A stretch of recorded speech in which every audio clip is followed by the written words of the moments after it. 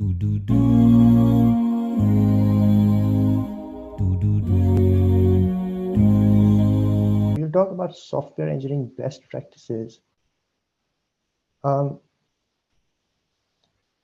सबसे पहले before we start, I don't want this to be a one-way communication. So अगर आपको कोई भी सवाल हो या कोई आपका अपना ओपिनियन हो या आपका अपना एक्सपीरियंस हो तो डेफिनेटली आप you can just turn on your mic and start speaking and I'll stop and I'll listen. तो I think ये बेस्ट तरीका रहेगा और ये it will also stop people from going to sleep क्योंकि जब मैं बोलना शुरू करता हूँ तो there's a good chance कि लोग सोना सोना शुरू कर दें.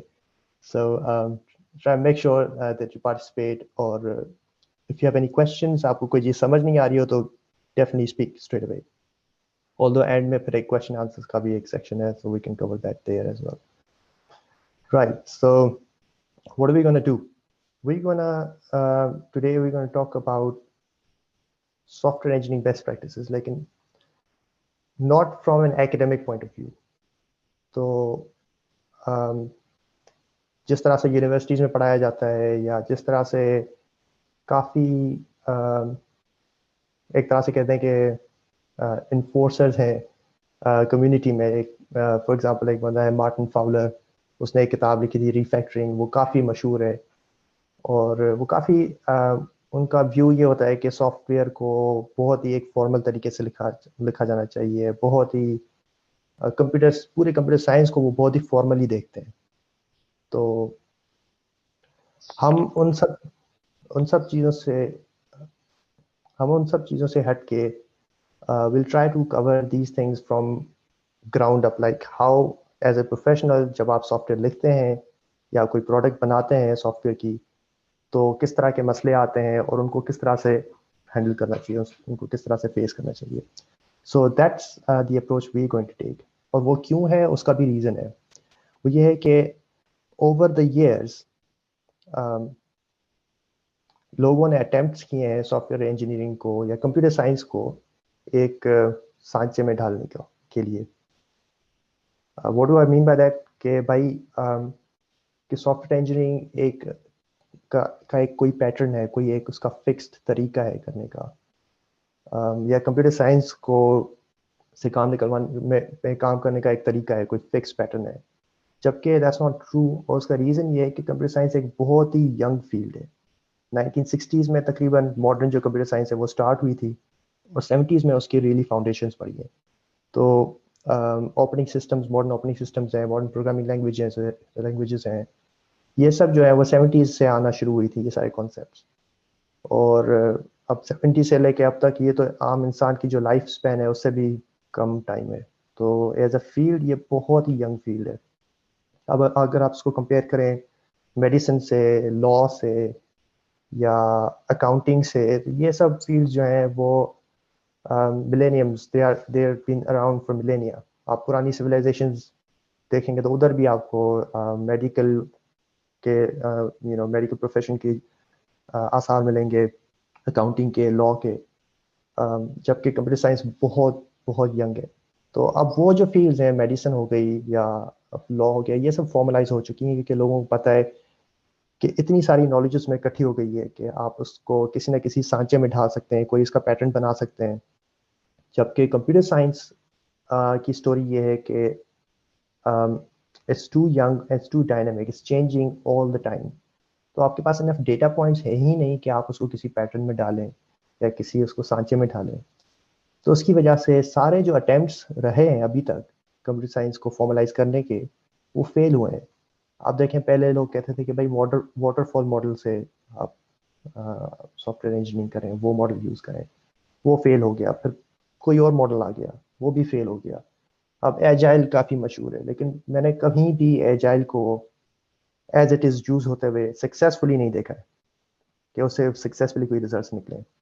क्योंकि ये जो प्रोसेस है वो अभी इतना रैंडम है सॉफ्टवेयर डेवलपमेंट का कि आप उसके ऊपर कोई इवन एजाइल जैसा मिनिमलिस्ट फॉर्मेट भी इसके ऊपर नहीं लगा सकते.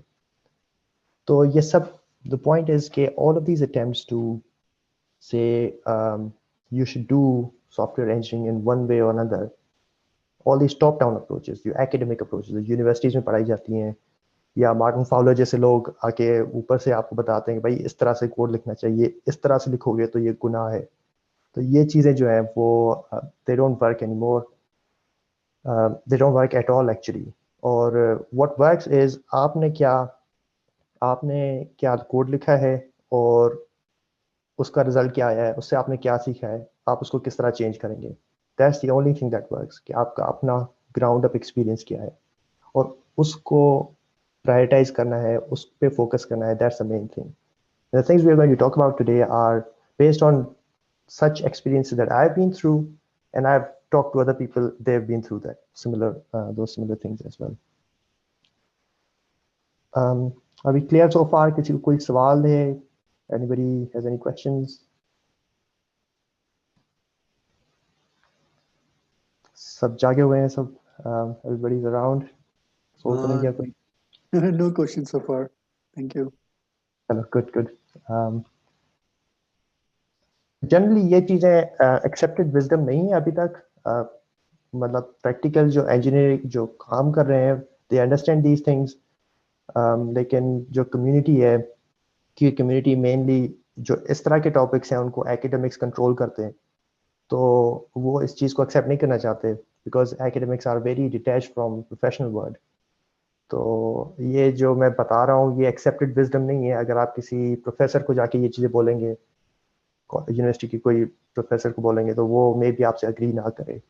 तो ये चीज़ें, लेकिन मेरा यही ख्याल है कि प्रैक्टिस में यही चीज़ें चलती हैं, रिजल्ट्स इन चीज़ों से आते हैं, अच्छा सॉफ्टवेयर इन चीज़ों से लिखा जाता है।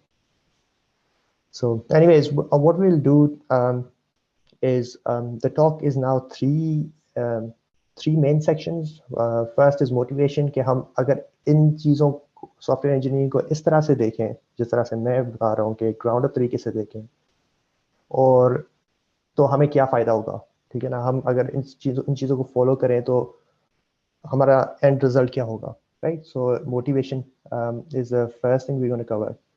फिर उसके बाद जो मैंने लेसन सीखे हैं, जो पॉइंट जो मेन मीट है, जो मेन इसका हिस्सा है हमारी टॉक का, वो है। फिर एंड में हम एक चीज़ डिस्कस करेंगे, Unix philosophy, which I think encapsulates उसको, जो how software engineering should be done, उसका जो एसेंस है, उसकी जो जड़ है या उसकी जो फिलोसफी है, वो एक यूनिक्स फिलोसफी इसको अच्छी तरह से कैप्चर करती है। So if you're already aware of it, or you're already implementing Unix philosophy, then that's a different thing. Then maybe you can tell me a few things about it. लेकिन मैं इसकी basics जो है वो आपको बताऊंगा। और मैं ये भी बताना चाहूँ कि मेरा खुद का जो जर्नी है, because I started out very detached from computers. मैंने जब शुरू की था, मैंने जब अंडरग्रेजुएट किया था कंप्यूटर साइंस में, तो मेरी समझ बहुत गलत थी, मुझे अब समझ आ रहा है। लेकिन जो टर्निंग पॉइंट था मेरा, वो यूनिक्स फिलोसफी था। जब मैंने उसके बारे में पढ़ा, तब मेरा व्यू कंप्यूटर्स के बारे में चेंज हुआ, और तब से मेरी जो जो काम है, मेरी प्रोग्रामिंग है, वो डिफरेंट हुई, और आई थिंक उससे मैंने बहुत फ़ायदा उठाया। Right. So who are the audience? Audience are developers, tech leads, managers, business analyst, technical project managers, इस तरह के बेसिकली जो अभी टेक्निकल कम्युनिटी है, QA, testing in QA. The reason is कि ये बहुत ही broad based topic है. It impacts everybody, so everybody can benefit from it. Although there will be some technical details, लेकिन वो सिर्फ examples होंगे, वो concept को illustrate करने के लिए होंगे. Concepts themselves are not technical. Who am I? Well, I've covered that. Going on to motivation. So I'd like to start with an interesting concept, जो कि है trusting trust. ये एक कंप्यूटर साइंटिस्ट है, केन थॉमसन, जिसने सी लैंग्वेज पे भी काम किया है, यूनिक्स ऑपरेटिंग सिस्टम पे भी काम किया है। बुढ़ा सा है, इतनी बड़ी दाढ़ी है, और बहुत अच्छा प्रोग्रामर है। और फिर उससे रिलेटेड एक और बंदा है जिसका नाम है रिचर्ड स्टॉलमैन, वो भी बहुत बड़ा कंप्यूटर साइंटिस्ट है, वो भी बुढ़ा सा है, उसकी भी इतनी बड़ी दाढ़ी है। तो एक चीज़ तो यहाँ पे तय हो रही है कि जितनी बड़ी दाढ़ी होगी उतने अच्छे आप प्रोग्रामर होंगे। तो जस्ट वर्क ऑन दैट, या आप एक नकली सी ले ले, उससे ही काम चला ले, लेकिन डेफिनेटली आई थिंक जो डेटा है वो ये सजेस्ट करता है. सो केन थॉमसन को एक ट्यूरिंग अवार्ड मिला था. ट्यूरिंग अवार्ड इज लाइक समझ लें ऑस्कर है कंप्यूटर साइंस का. तो उसको ट्यूरिंग अवार्ड जब मिला था, उसने यूनिक्स पे और सी लैंग्वेज पे जितना काम किया था उसकी वजह से.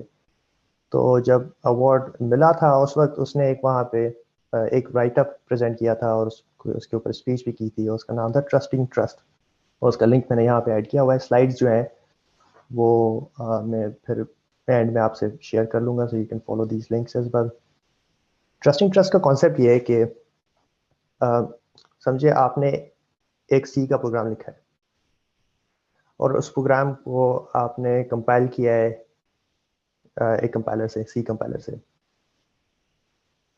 फिर जो कंपाइल्ड प्रोग्राम है, जो बाइनरी है, उसको आप रन तो उसको करेंगे, एक्चुअल कंप्यूटर पे तो वही चलेगी बाइनरी. प्रोग्राम आपने बिल्कुल सही लिखा है, आप प्रोग्राम पे टोटली ट्रस्ट करते हैं क्योंकि आपने खुद लिखा है. लेकिन आपको किस तरह पता चलेगा कि कंपाइलर ने उसके अंदर कोई लूप होल्स नहीं डाले? How would you know that, right? So उसका जो मोस्ट ऑथेंटिक तरीका ये है कि आप कंपाइलर का कोड पढ़ें. सही है. समझ लें आपके पास एक्सपर्ट्स हैं जो कि कंपाइलर के कोड को समझते हैं, आपने उसको भी एनालाइज किया, लेकिन और आपको लगा कि वो बिल्कुल सही है, उसका कोड बिल्कुल सही है, लेकिन कंपाइलर का जो कोड है वो तो आपके कोड को कंपाइल नहीं कर रहा ना. कंपाइलर की जो बाइनरी है वो आपके कोड को कंपाइल कर रही है. So now the problem goes one step further, right? Now you have to see कि कंपाइलर की बाइनरी के अंदर कोई ऐसी चीज तो नहीं है जो कि मसला कर रही हो. उसके लिए आपको क्या करना होगा? Anybody, do you know any suggestions? Well आपको कंपाइलर के कोड को देखना होगा, राइट? कंपाइलर के कोड को, क्योंकि कंपाइलर की जो बाइनरी बनी है उसको भी किसी कंपाइलर ने कंपाइल किया है. So you have to look at the code of the compiler, right? And then you carry on like this, क्योंकि उसके ऊपर भी आप ट्रस्ट नहीं कर सकते, तो उसके भी आप कंपाइलर के कोड को देखेंगे. At the end of the day आप जो ओरिजिनल फर्स्ट कंपाइलर लिखा गया था उसको आप स्टडी करेंगे, जो कि एक बहुत लंबा प्रोसेस है. और इस पूरी चेन में कोई भी कंपाइलर हो सकता है जिसमें मलिशियस कोड हो, जो कि फिर आगे वाले कंपाइलर्स पे इम्पैक्ट करता जा रहा हूँ. So there is no other way than going all the way up to the very first compiler to check this. जो कि एक बड़ा इंटरेस्टिंग कॉन्सेप्ट है जो कि केन थॉमसन ने प्रेजेंट किया. उसका उसका उसका मोरल ये है कि सॉफ्टवेयर कॉम्प्लेक्सिटी वो इतनी ज़्यादा है कि you can not practically understand all the possibilities, all उसके जो कॉम्प्लिकेशन है वो आप समझ नहीं सकते. इसके लिए बेस्ट यही है कि आप you have to control complete. That's the biggest problem in computers today, कि आपको you have to understand, you have to um, tame the complexity of software. तो सबसे बड़ा चैलेंज आज यही है, how you tame the complexity. Anyways, इस concept पे लिंक है रिचर्ड स्टॉलमैन का काम. रिचर्ड स्टॉलमैन ने GNU C कंपाइलर GCC लिखा था. GCC is the workhorse of the whole computer industry, ठीक है ना? GCC से इंटरनेट चलता है, GCC से लिनक्स चलती है, GCC से सारे जो इंटरनेट के सॉफ्टवेयर हैं वो चलते हैं. आप GCC निकाल दें, दुनिया का जो कंप्यूटर का जो इंफ्रास्ट्रक्चर है ना वो कोलैप्स हो सकता है, हो जाएगा बल्कि, ठीक है ना? तो सो रिचर्ड स्टॉलमैन एक बंदा था जो कि जिसने 80s में डिसाइड किया कि सॉफ्टवेयर को फ्री होना चाहिए, उसको ओपन होना चाहिए, उसको प्रोप्राइटरी और क्लोज नहीं होना चाहिए. अब उसने कहा कि ये काम एक ऑपरेटिंग सिस्टम से शुरू होना चाहिए, कि एक ऑपरेटिंग सिस्टम ही ऐसा हो जो कि फ्री हो और ओपन हो, राइट? नॉट लाइक डॉस या विंडोज. तो उसने कहा ठीक है, मैं ऑपरेटिंग सिस्टम तो लिखता हूँ, लेकिन उसके लिए मैं कंपाइलर क्या यूज़ करूँगा? तो उसने फिर ट्रस्ट वाला ही कॉन्सेप्ट उसके पास आया. तो उसने फिर मुझे कंपाइलर भी अपना लिखना चाहिए. तो उसने फिर he wrote a whole compiler tool chain on his own, which is GCC. और and it turned out कि he never completed the operating system, मतलब उसने लिखा लेकिन it never took off, वो इतना stable नहीं रहा. लेकिन GCC itself led to Linux being made, and it's basically the foundation, like I said, of today's like 2021 में जो कंप्यूटर का पूरा दुनिया का इंफ्रास्ट्रक्चर है उसका उसकी सबसे बड़ी फाउंडेशन है GCC. So obviously he created history. Ken Thompson created history as well. So that's how Linux came about. जब Linus Torvalds ने देखा कि मुझे अब operating system लिखना है, he didn't have to write his own compiler, right? He took GCC and he took some ideas जो कि किसी एक और operating system था Minix उससे, और फिर उसने अपना एक Linux बनाया जो कि अब दुनिया का सबसे बड़ा सबसे dominant operating system है. दुनिया के सबसे बड़े सर्वर से लेके सबसे छोटे डिवाइसेस तक लिनक्स चलता है. और that brings us to another very interesting thing. Although these things are not directly related to our topic, but I think they create a good kind of motivation. वो है free and open source software FOSS जो कि Richard Stallman ने शुरू किया था, and the other thing is open source जो कि लिनक्स है. And free and open source basically उसका concept ये है कि अगर आपने कोई सॉफ्टवेयर लिखा है तो और वो आपने फ्री एंड ओपन सोर्स रखा है और उसको मैं यूज़ करता हूँ, तो मुझे अपना सॉफ्टवेयर भी फ्री एंड ओपन सोर्स करना पड़ेगा. ठीक है ना? तो ये इसका एक लाइसेंसिंग सिस्टम है और उसकी एक फिलोसफी है जो कि काफ़ी डिफरेंट, जबकि open source is bit more lenient. वो कहता है कि ठीक है आप अगर अपना काम ओपन सोर्स नहीं करना चाहते तो आप ना करें. और उसके लिए उन्होंने तरीके बताए हुए हैं वो किस तरह आप उसको यूज़ कर सकते हैं. लेकिन उनका जो मेन है कि भाई हमारा अपना सॉफ्टवेयर जो ओपन रहेगा. तो लिनक्स का पूरा सोर्स कोड आप देख सकते हैं, जबकि विंडोज़ का आप सोर्स कोड नहीं देख सकते. Right. So that brings us to the next slide which is 10x engineers. So what is this thing called 10x engineers? So there is this concept कि एक engineer जो कि he's 10 times an average engineer. So that's what in a nutshell 10x engineer means. But that's the sort of thing that we want to get to if we want to understand computer science not through the eyes of academics but through our own experience. अगर हम खुद अपने experience को ज़्यादा तरजीह देंगे तो eventually we can get to a point where we achieve 10x basically. एक Forbes वेबसाइट पे एक आर्टिकल आया था 2011 में, उसका मैंने लिंक भी रखा हुआ है और ये काफ़ी इंटरेस्टिंग आर्टिकल है, both for engineers and also for people in business. Obviously Forbes में publish हुआ है तो it's mainly इसका main audience business owners हैं या investors हैं, लेकिन इसका काफ़ी engineers के लिए भी काफ़ी अच्छा इसमें material है. और उसमें 10x engineer concept मैंने first time पढ़ा था और उसमें वो बंदा define करता है कि it's the idea that a good programmer isn't just marginally more productive than the average one but an order of magnitude more productive. तो एक अच्छा और एवरेज में बहुत ज़्यादा फ़र्क है. मतलब ये एक एक्सपोनेंशियल कर्व बन रहा है कि एवरेज बुरा उसमें इतना फ़र्क नहीं है, लेकिन जो एवरेज और अच्छे में बहुत ज़्यादा फ़र्क है. And I think that's true.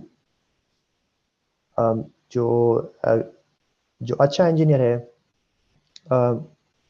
क्योंकि again going back to this trust problem कि सॉफ्टवेयर की कॉम्प्लेक्सिटी इतनी है कि आपको पता नहीं कि आपकी जो गलती है वो कब जाके नुकसान करेगी और कितना नुकसान करेगी, कितनी देर तक नुकसान करती रहेगी. ठीक है ना? अगर कोई कंपाइलर किसी ने लिखा था 1975 में और उस कंपाइलर से दूसरा कंपाइलर बना, उससे तीसरा बना, अब वो जो 75 वाला कंपाइलर है उसने कुछ ट्रोजन रख दिया जो कि अभी तक एक बैकडोर खोले हुआ है किसी बड़े सॉफ्टवेयर के अंदर. It's very hard to find out. So a bad engineer or an average engineer can hurt software in ways that we can't even imagine. क्योंकि सॉफ्टवेयर की कॉम्प्लेक्सिटी इतनी ज़्यादा है. We have to treat software as some sort of magic or black box, क्योंकि ये worst case scenario है. सही है ना। इवन जो प्रोग्रामर है खुद वो भी उसकी कॉम्प्लेक्सिटी को फुली नहीं समझ सकता है, क्योंकि उसको नहीं पता कि इसके साइड इफेक्ट्स क्या हैं।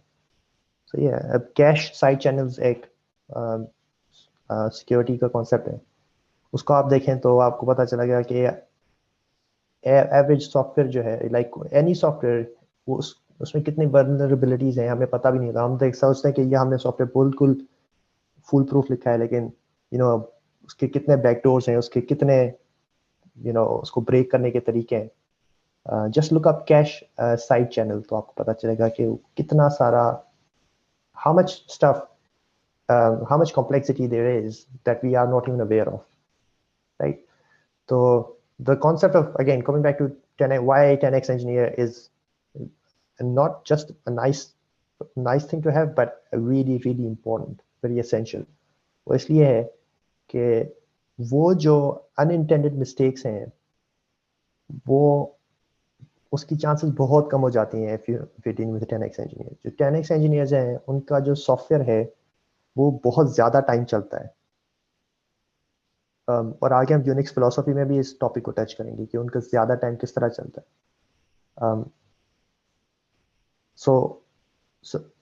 तो ना सिर्फ आप उन हिडियस मिस्टेक से बचते हो, बट यू ऑल्सो राइट, ना सिर्फ आप you also right a good software.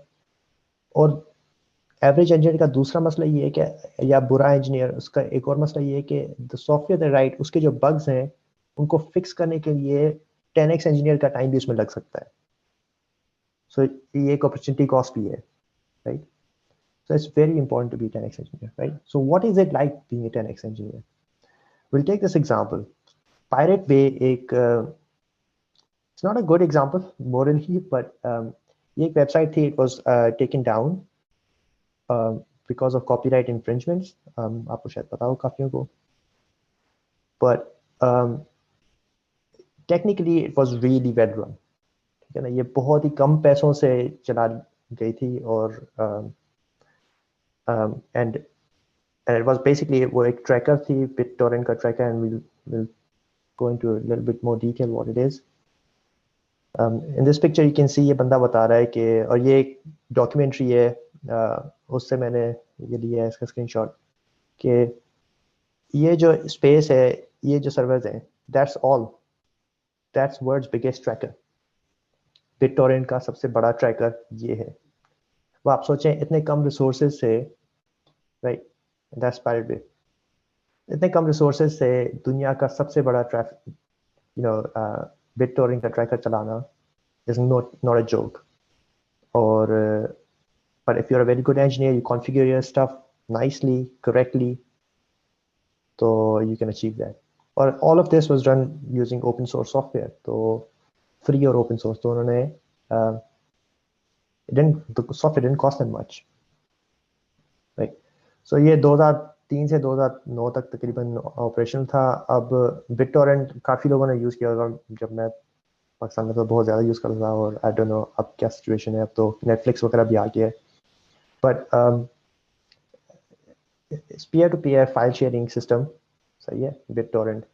और जो अगर मैंने किसी फाइल का कुछ हिस्सा मेरे पास मेरे कंप्यूटर में पड़ा हुआ है, मेरा कंप्यूटर इंटरनेट से कनेक्टेड है, तो वो हिस्सा मैं किसी और को दे सकता हूँ जिसको उसकी ज़रूरत है, और फिर अगर उसके पास किसी और फाइल का कोई हिस्सा पड़ा हुआ है वो मुझे वो दे सकता है। तो इस तरह से जो लोग हैं वो आपस में ही फाइल्स को शेयर करते रहेंगे, and that's the concept behind BitTorrent। 2009 में, और ये स्टडी की गई थी, 2009 में 43 to 70% of internet traffic was peer to peer. मतलब, और उस पीयर टू पीयर में सबसे ज़्यादा डोमिनेंट प्रोटोकॉल BitTorrent था।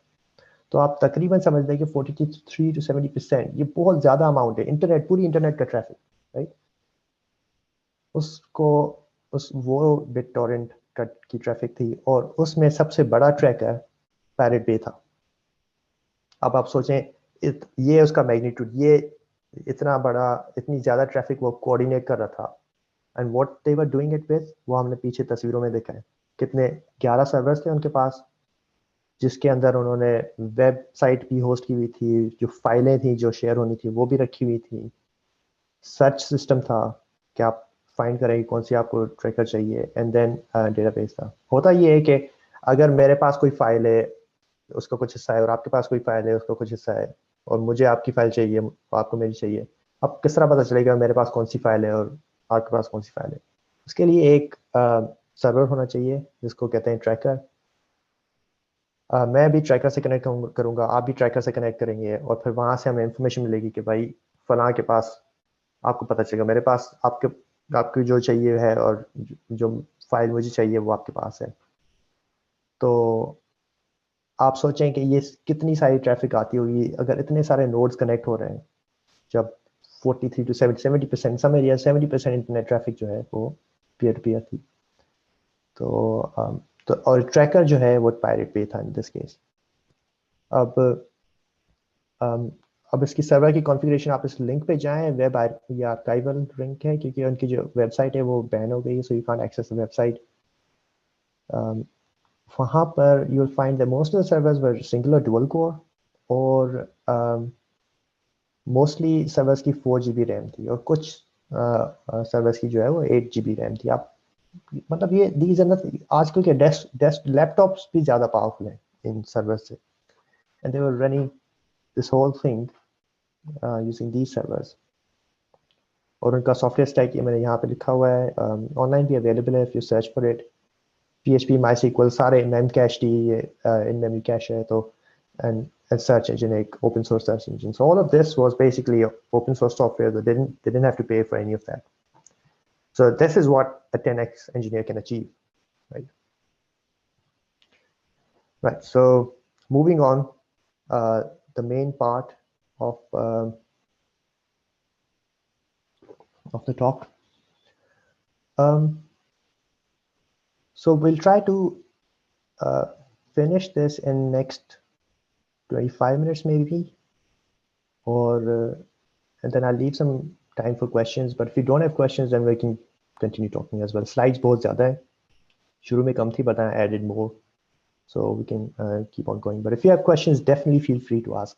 अभी अगर question है अभी पूछें, बाद में रखना चाहते हैं तो आप बाद में पूछें. Right. So these are lessons that I have learned, and I've also found other people talk about these lessons as well. Right.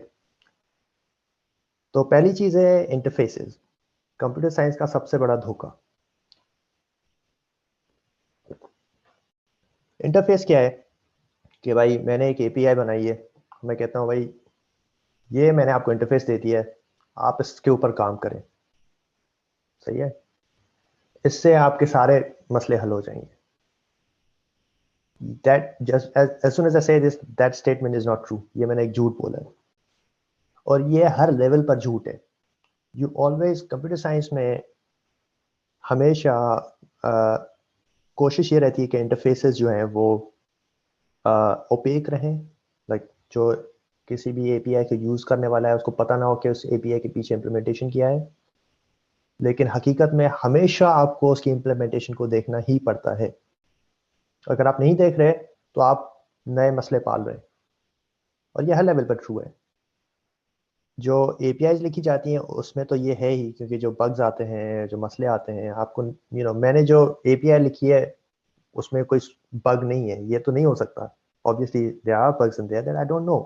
अब अगर कोई बग आ जाता है, आप उस एपीआई को यूज कर रहे हैं, मैं कंपनी छोड़ के दूसरी कंपनी में चला गया, आप क्या करोगे? You have to look at the code that I wrote, right? In the same way ये आर्गुमेंट ऑल द वे जाती है एप्लीकेशंस के बीच में, एप्लीकेशन और ऑपरेटिंग सिस्टम के बीच में।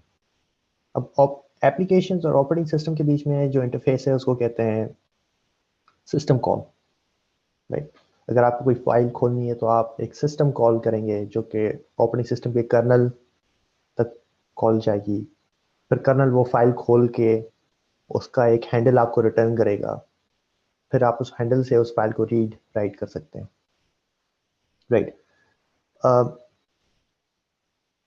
इस तरह ये जो सिस्टम, अब ये सिस्टम कॉल का जो इंटरफेस है इसमें भी मसले आते हैं, क्योंकि कर्नल के अंदर भी बग्स होते हैं, और ये बारहा दफ़ा हुए हैं, बहुत दफ़ा हुए हैं। इसमें सिक्योरिटी फ्लॉज भी हुए हैं और उनको एक्सप्लॉइट भी किया गया है, और ये खबरों में भी चीज़ें आई। इस हद तक ये बात ट्रू है। और तो उसका साइड इफ़ेक्ट क्या है कि उसका मकसद क्या है कि जो लोग सिस्टम कॉल्स को यूज़ करते हैं उनको ये भी पता होना चाहिए कि कर्नल में सिस्टम कॉल्स की इम्प्लीमेंटेशन क्या है। सही है। सो अगेन अब कैश साइड चैनल एक और जो यहाँ पे फिर से ये टॉपिक आ गया कैश साइड चैनल का, definitely look it up.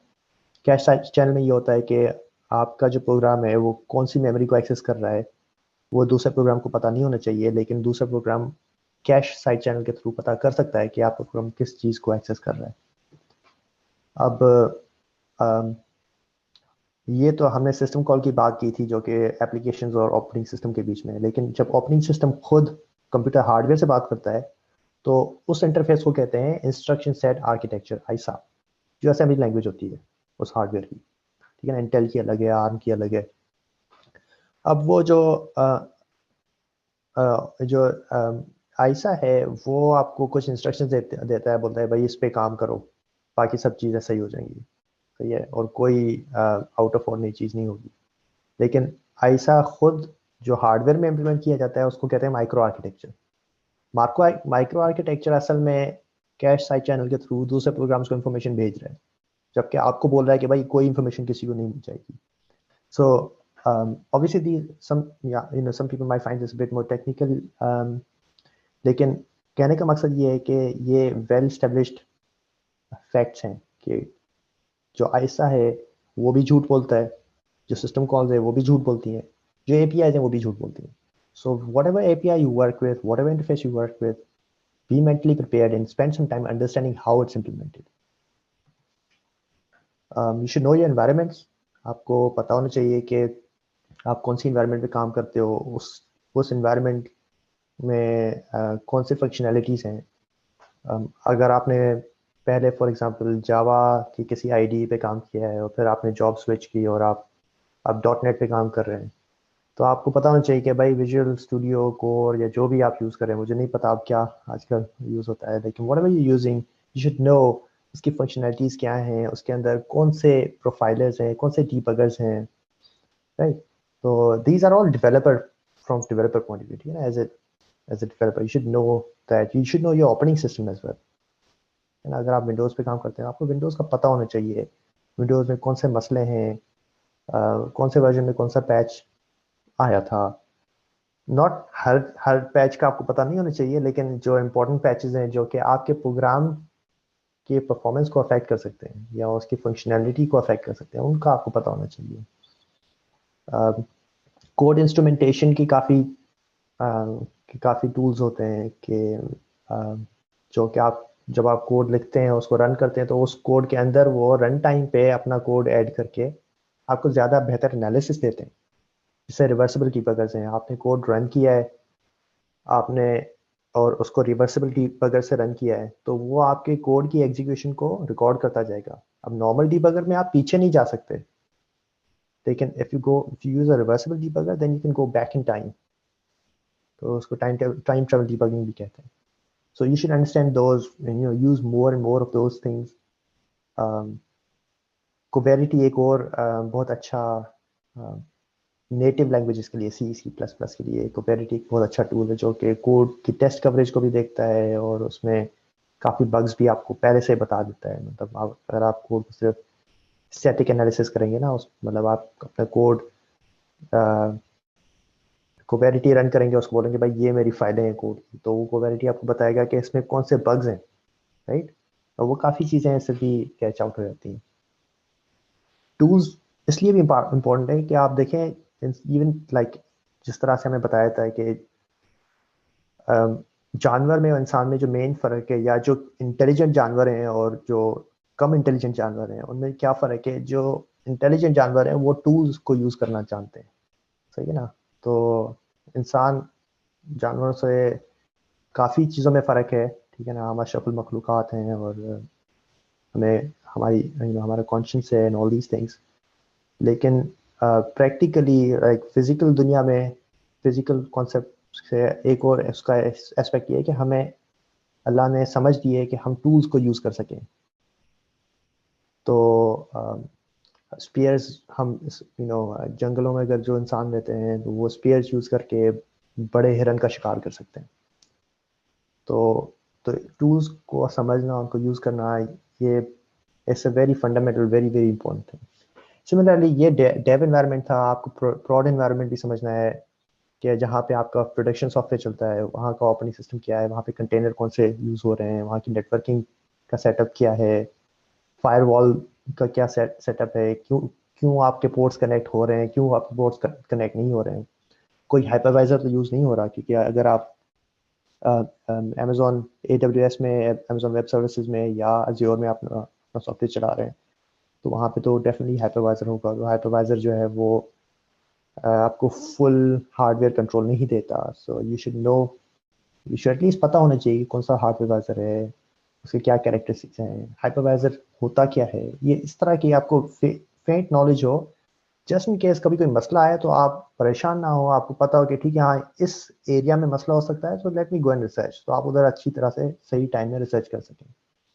Resource allocation किस तरह हो रही है डिफरेंट पीसेस ऑफ सॉफ्टवेयर में, so that's something well worth understanding. या if you take example of debuggers, तो उसको इन डेप्थ समझना इम्पोर्टेंट है कि debuggers they work with symbols. तो आपकी बाइनरी के अंदर के सिंबल्स नहीं है, तो आपको सिर्फ एड्रेसेस दिखेंगे, वेरिएबल नेम नहीं दिखेंगे। सो यू शुड नो दैट अगर आपको सिर्फ एड्रेसेस दिख रही है, वेरिएबल नेम्स नहीं दिख रहे, यू नो कि आपकी बाइनरी के अंदर सिंबल्स नहीं है। So you have to compile the binary again with symbols, right. Debugger को यूज करने के साइड इफेक्ट्स भी हैं, क्योंकि डीबगर में आप वन बाय वन स्टेप करते जा रहे हो, तो कॉन्करेंसी के जो इश्यूज हैं वो दब जाते हैं, छुप जाते हैं इससे कि आप कोड को लीनियर तरीके से एग्जीक्यूट कर रहे हो। डीबग और बिल्ड में भी फर्क होता है। काफ़ी बग्स जो हैं वो प्रोड बिल्ड में, सॉरी रिलीज या प्रोड बिल्ड में ज़्यादा दिख जाते हैं, डिबग बिल्ड में नहीं दिखते, क्योंकि डिबग बिल्ड में कुछ एक्स्ट्रा चीज़ें होती हैं, जैसे मैंने आपको बताया कि उसमें सिंबल्स होते हैं, उसमें एक्स्ट्रा कोड इंस्ट्रूमेंट किया हुआ होता है। Algorithms are really really important. अगर आपको कोई एक चीज़ पकड़नी है जिससे आप बहुत अच्छे इंजीनियर बन जाओ, वो है एल्गोरिथम्स। जब भी आप कोई कोड लिखो उसमें देखो कि भाई वो ब्रूट फोर्स से काम चल रहा है, तो आप ये सवाल पूछें कि ये इसका जो डेटा है जिस पे ये काम कर रहा है, ये बढ़ सकता है? अगर बढ़ सकता है तो किस हद तक बढ़ सकता है? अगर उसका डेटा है ही कि उसमें एक अरे है जिसमें 10 आइटम्स हैं, डजेंट मैटर। लेकिन अगर आपको पता है कि ये एक लिस्ट है जो कि इवन दो मेरे टेस्ट एनवायरनमेंट में सिर्फ 10 आइटम्स हैं, लेकिन जब प्रोडक्शन में जाएगी तो उसमें 10,000 लाख 10 लाख आइटम्स हो सकते हैं। तो फिर उसको अगर आपको सॉर्ट करना है तो you shouldn't be using bubble sort, जो कि वर्स्ट केस सिनेरियो है, राइट। तो अगर डेटा स्केल हो रहा है, आपको पता है, then you should definitely look for better algorithm. Time space trade off है कि आप ज़्यादा कभी कभी ये होता है कि आप स्पेस, मतलब मेमोरी के अंदर आपको स्पेस जो है वो ज़्यादा अवेलेबल होती है, बिकॉज आप किसी सर्वर पे चला रहे हैं अपना कोड। लेकिन आप ये है कि आपका कोड जल्दी हो एग्जीक्यूट हो, कि कोई एंड यूज़र रिक्वेस्ट भेजे तो उसको वो बैठा ना हो कि भाई कब मेरी रिक्वेस्ट पूरी होगी, उसका स्ट्रेट अवे उसको जवाब आ जाए। तो ये चीज़ समझना इंपॉर्टेंट है कि आप ज़्यादा स्पेस डेटा को डुप्लीकेट करके ज़्यादा स्पेस भर ले लो, लेकिन आप टाइम कम लगाओ, डिपेंडिंग अपॉन प्रॉब्लम, ठीक है।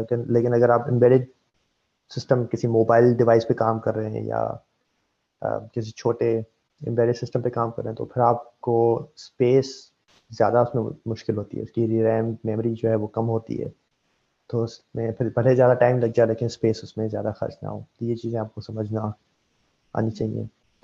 जो सॉरी, जो इंटरेस्टिंग टेक्निक्स हैं जो मैं समझता हूँ कि बहुत इंपॉर्टेंट है, मतलब एल्गोरिथम्स एक बहुत बड़ा टॉपिक है। आप कहाँ कहाँ जाके you can start with search, फिर ट्रीज हैं, ये वो बहुत 10,000 चीज़ें हैं जो कि आपको यूनिवर्सिटी में ऑफ कोर्स पढ़ाई गई होंगी, लेकिन as a professional I found these topics very interesting, ठीक है ना। Backtracking, dynamic programming, graph traversals और depth first search, breadth first search, ये चीज़ें मतलब इतनी कॉम्प्लेक्स नहीं है, दे आर फेयरली कॉम्प्लेक्स। लेकिन वंस आपको ये एक तरह से एक स्विच है आपके दिमाग में, क्लिक हो गया, स्विच हो गया, अगर आपने बैक ट्रैकिंग समझ ली for example, then it will you will find very easy to understand dynamic programming, graph traversal, TFS, BFS. In fact, these are things that you get asked if you go, you go apply for Twitter or Microsoft or Facebook. तो आपके interviews में आपके अगर 7 interview होंगे तो उसमें से 6 interview in चीज़ों पे होंगे. So and there is a reason for that, क्योंकि these are very very crucial topics. Somebody trying to say something? किसी का माइक मेरे ख्याल में ऑन है. नो.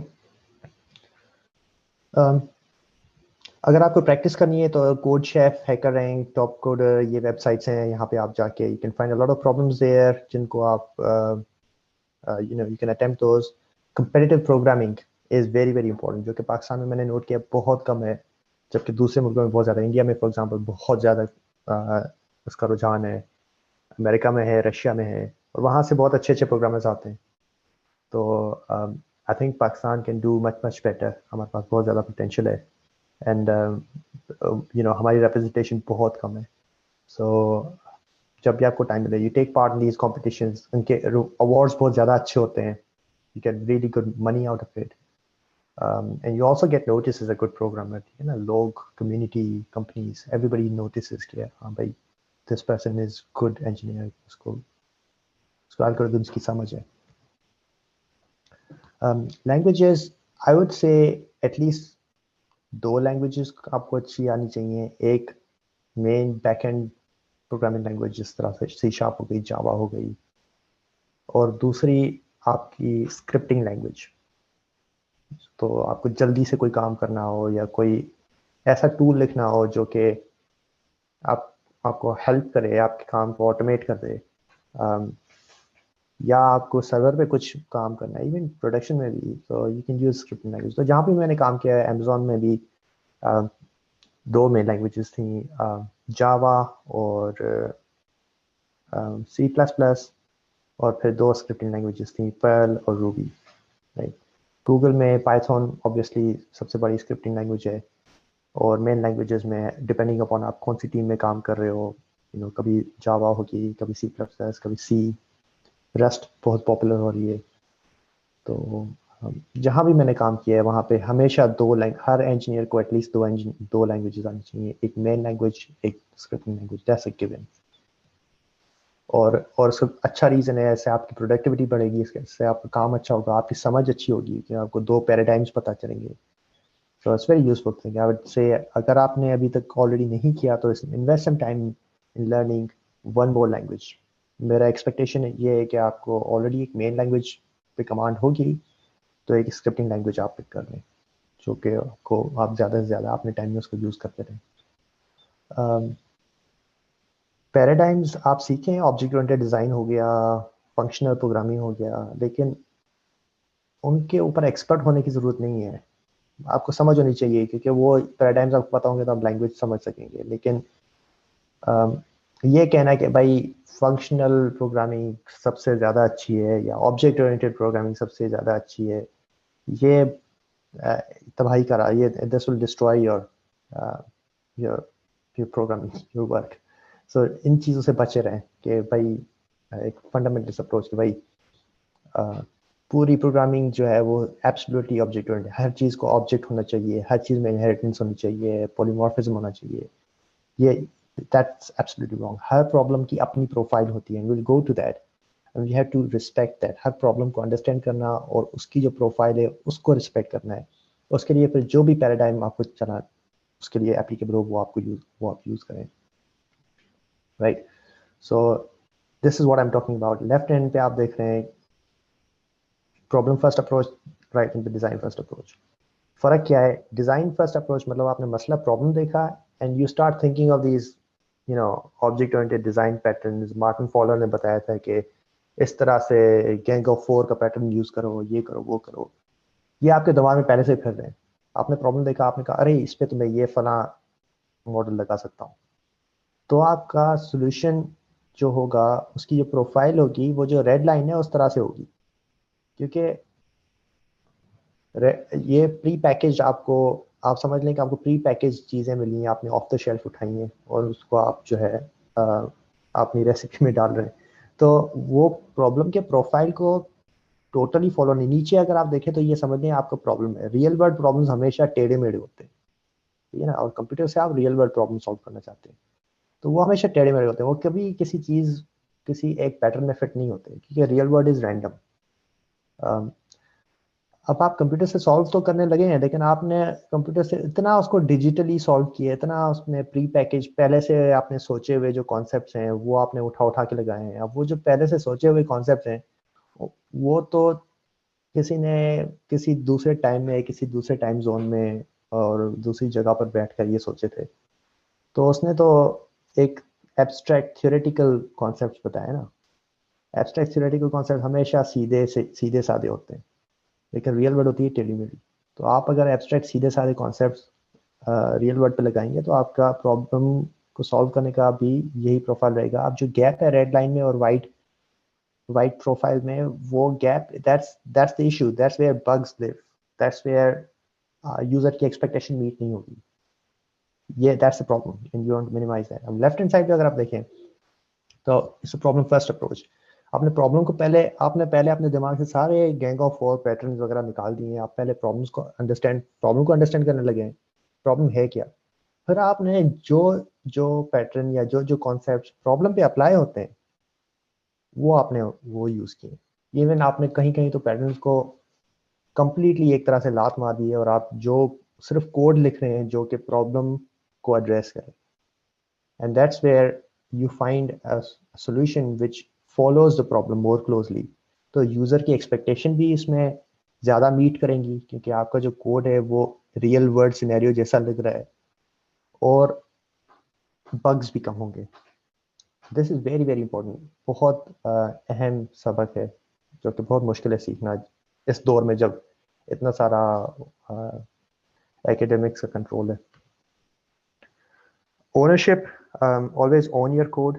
जब भी आप अपना when you write something, you own it, ठीक है ना। इसका मतलब क्या है कि अगर उसमें कोई बग आता है down the line, then you say I'll handle it, right।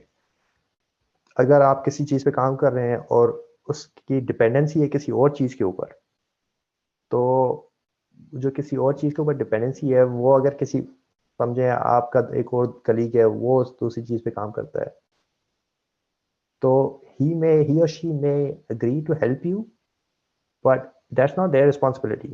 Ultimately काम आपका है। अगर वो टाइम नहीं निकाल पा रहा है या नहीं निकाल पा रही है, you have to go and make sure that that's done। so that's what ownership means। या आप अपने आप को लिमिट ना कर लें कि भाई मेरा ये टुकड़ा है, फलां का ये टुकड़ा है। you own a problem, you don't own parts, abstract parts of a problem। that's quite important। और ये अगर इस तरह का एटीट्यूड है, एटलीस्ट जो जिन कलीग्स के साथ मैंने काम किया है, अगर उसमें से किसी का भी इस तरह का एटीट्यूड है तो उसको स्ट्रांगली डिस्करेज किया जाता है कि भाई मेरा तो ये टुकड़ा है, ये तो बाकी टुकड़ा तो मेरा नहीं है। तो उसको डिस्करेज किया जाता है and they don't survive as well. Communication. Excuse Akash. या Okay, so going back to the previous slide, so ये Yeah. काफी important topic है, ownership I think। अब इसमें जो कुछ issues हमें face होते हैं अक्सर, जैसे हम थोड़ी देर बाद भी पहले ही बात कर रहे थे कि एक डेवलपर है, he has written some code और फिर वो कंपनी छोड़ के चला गया, ठीक है, या वो किसी और प्रोजेक्ट पे चला गया। then I as a developer get on to that project। अब एक जो बहुत बड़ा चैलेंज आता है ना कि when जब हम लोग कोशिश करते हैं टू इन्फोर्स ओनरशिप, अक्सर एक रिस्पॉन्स ये आता है, या ये चीज़ हमने भी की है when we were doing development, के भाई ये कोड मेरा लिखा तो नहीं है, मुझे नहीं पता कि इसमें कितने मसले आएंगे, तो how can I take ownership या how can I provide an estimate of the work. Specially अगर आप एक किसी टाइमलाइन पे या किसी एक रिलीज की टुवर्ड्स आप अगर काम कर रहे हो, you have to plan release. तो ऐसी सिचुएशन में what are the common ways या क्या चीजें हैं आपके एक्सपीरियंस में? This is a very very good question. और इसका जवाब भी है बहुत, आई थिंक बहुत प्रैक्टिकल जवाब है मेरे पॉइंट ऑफ व्यू में, मेरे एक्सपीरियंस से। वो ये है कि एज एन इंजीनियर, हाँ, शुरू के हफ्ता 2 हफ्ता 3 हफ्ता depending on size of the software, that's a valid excuse, ठीक है ना, कि भाई मुझे पता नहीं है। But in उन हफ्तों 2 हफ्ते 3 हफ्तों में there is something that the new engineer who's taking on the project should start doing already, ठीक है ना। वो ये काम है कि start running the code, start taking parts of the code and maybe even rewriting them. बहुत बड़ा स्टिग्मा सॉफ्टवेयर में कॉर्पोरेट साइड से यही रहा है कि भाई सॉफ्टवेयर अगर काम कर रहा है तो आप उसको रीराइट ना करें। रीराइट करने से ना तो सिर्फ उसके बग्स खत्म होते हैं, कॉम्प्लेक्सिटी खत्म होती है, लेकिन जो इंजीनियर है वो उसको अच्छी तरह से समझता है। तो पूरा सॉफ्टवेयर रीराइट करने की जरूरत नहीं है, but I think if people start rewriting bits of the software जो कि उनको सबसे मुश्किल कॉम्प्लेक्स लगते हैं, उनको रीराइट करना शुरू करते हैं। तो एंड मे बी उसको रीराइट करने के बाद doesn't have to be put back into the code base, sometimes just for your own understanding, sometimes आप उसको अच्छी तरह से समझ लें। लेकिन code is a living document, it's not like code लिख दिया तो आप उसको टच ना करें। ये कॉन्सेप्ट जो है सबसे बड़ा स्टिग्मा, सबसे बड़ी मुश्किल बात है। तो I think the way to address this from an engineer's point of view is to start working on that code, start kind of modifying it as soon as you take over. अब अगर आपको कोई if you assign some code, then you own it, right? And that's your baby now. You have the right to change, you have to kind of right to modify it, जो भी कर रहा है, you can carry on and should do it. अगर आप उसको touch नहीं करेंगे आप कभी भी नहीं सीखेंगे।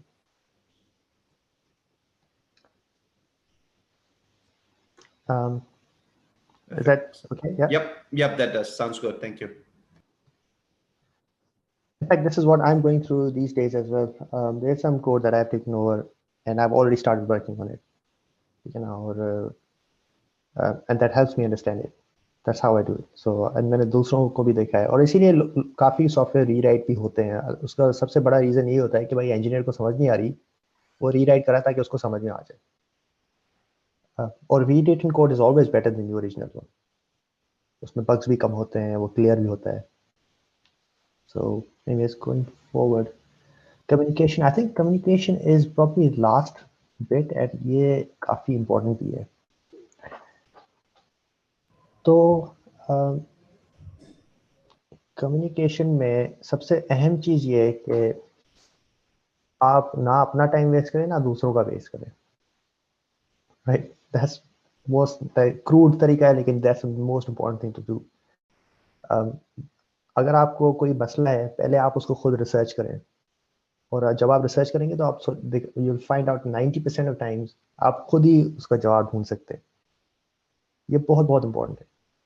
और इसका ये क्यों है, उसका प्रूफ या उसका एक डेमोन्स्ट्रेशन ये है कि आप देखिए दुनिया के सबसे बड़े जो की पीसेस ऑफ सॉफ्टवेयर हैं, Linux kernel, GNU compiler chain, TCP IP का स्टैक, सॉरी, ये सब चीज़ें लोगों ने रिमोटली लिखी हैं।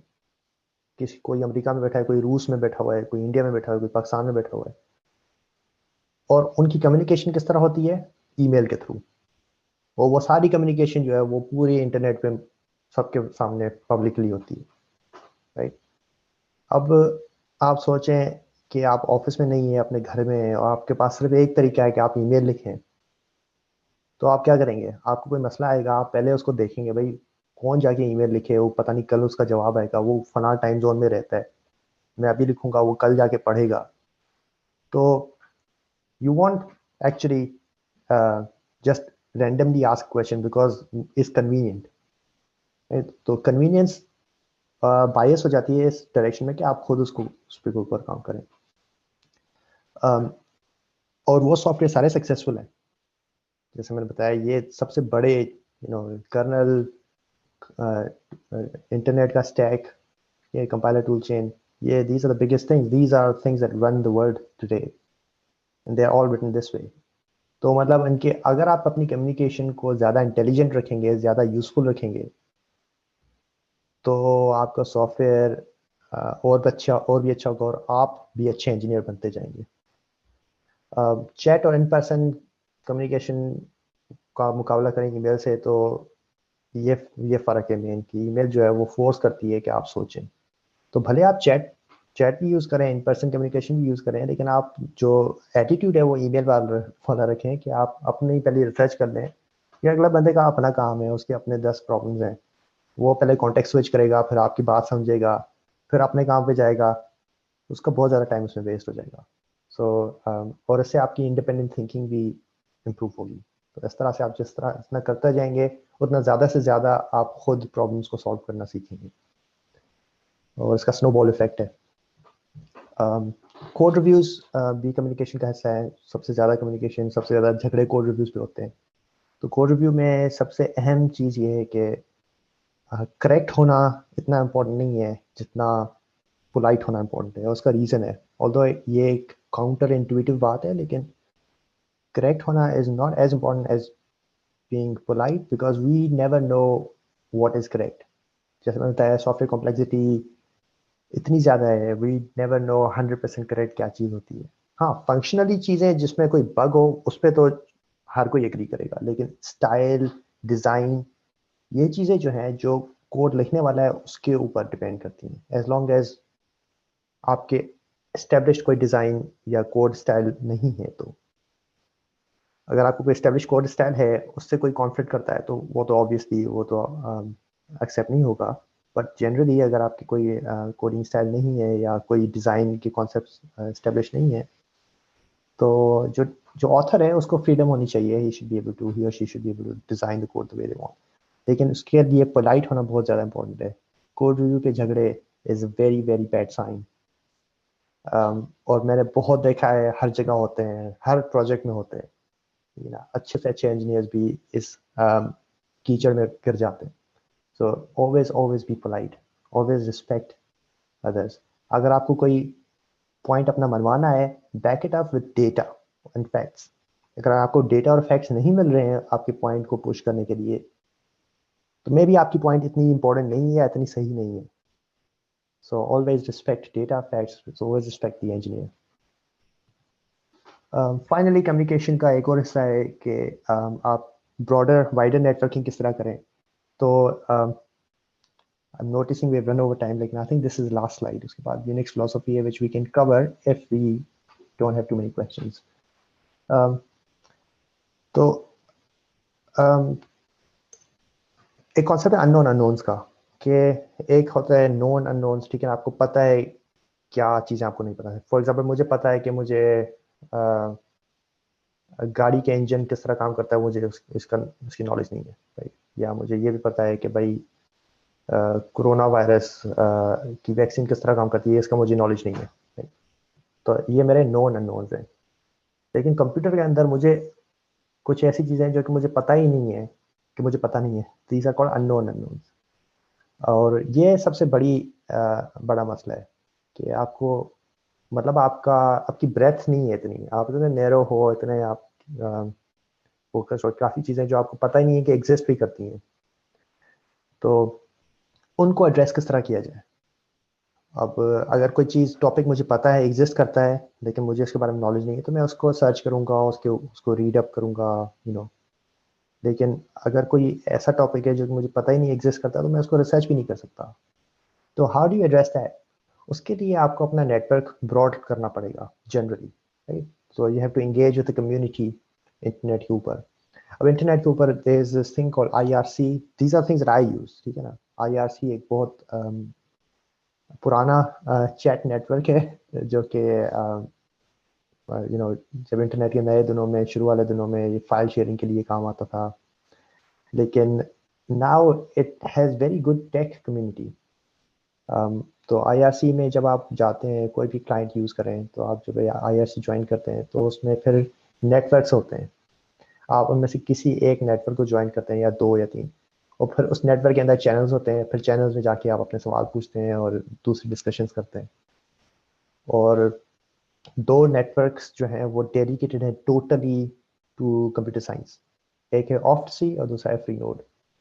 तो आई वुड स्ट्रांगली रेकमेंड कि you join these and you join the channels in there, जो भी आपके टॉपिक से रिलेटेड है, जावा हो, सी शार्प हो, जो भी आपको टॉपिक पसंद है, और आप वहाँ पर इवन अगर आप पार्टिसिपेट नहीं करते, आप सिर्फ लोगों की कन्वर्सेशंस देखेंगे तो आपको पता चलेगा कौन सी चीज़ें जो आपको पता नहीं है, आपको नए अल्फाज दिखेंगे, and then you look up Wikipedia पे या कहीं और, तो आपको पता चला कि हाँ भाई ये चीज़ भी एग्जिस्ट करती है। तो and then you can always ask questions, बहुत बड़े बड़े अच्छे अच्छे इंजीनियर वहाँ पे बैठे होते हैं। दूसरी चीज़ है मेलिंग लिस्ट। हर ओपन सोर्स प्रोजेक्ट की कोई ना कोई मेलिंग लिस्ट होती है, तो लिनक्स कर्नल की है, जीसीसी की है। तो आप अपना जो भी आपको प्रोजेक्ट पसंद है उसकी मेलिंग लिस्ट को सब्सक्राइब करें, और उसकी ईमेल्स आपके पास आती जाएंगी। इवन अगर आपको सवाल नहीं है, आप सिर्फ उसकी वो ईमेल्स वक्तन फ़वक्तन ऐसे ही स्किम भी करते जाएंगे, सरसरी तौर पर भी देखते जाएंगे, तो you will learn a lot of things. और फाइनली ऑब्वियसली फॉरम्स हैं, स्टैक एक्सचेंज है, स्टैक ओवरफ्लो वगैरह, और रेडिट है। सो वहाँ से भी काफ़ी चीज़ें आपको पता चलती हैं। लेकिन अगर आपको कोई ऐसे अल्फाज दिखने, ऐसे फ्रेजेस दिखने लग जाएं जिनका आपको कुछ भी आइडिया नहीं है, तो डेफिनेटली थोड़ा सा टाइम निकाल के गूगल कर लें, सर्च कर लें ऑनलाइन कि भाई ये है क्या। So yeah, that's all. Finally, there's Unix philosophy. I can talk about that, but let's see if somebody has any questions so far.